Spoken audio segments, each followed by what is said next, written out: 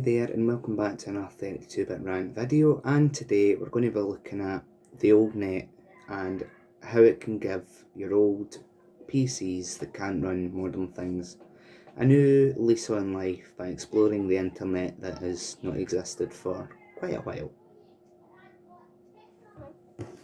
So what you'll want to do is you'll want to open a web browser such as Internet Explorer and open up your home page.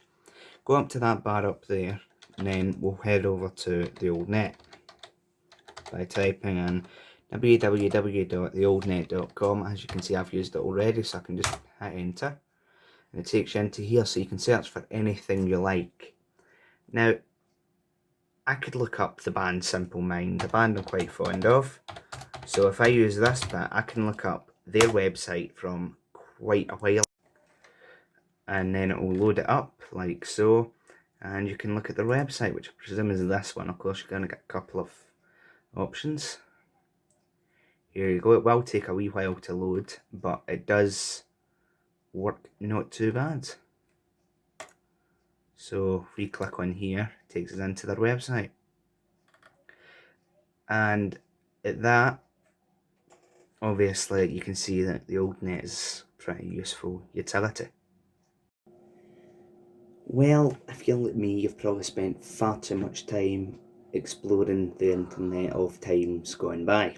Now, the old net does support websites between like 1995 and 2006. However, it doesn't support much after that, which, if you're like me, you maybe want to see the website from like 2009 or so.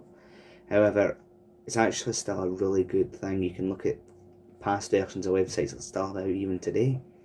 And if you really like them that much, you can take the cool GIFs or whatever that's up on them, look at the old GeoCities websites. It's all the stuff from the Internet Archive that all gets uploaded here. So anyway, for now, this is just a wee short video explaining the stuff about the old net. It's not really in depth, but you have been watching the 32-bit rant. We have explored the old net and we've done some other things. So anyway, thank you. Good night, like, subscribe, and I'll see you all in the next one.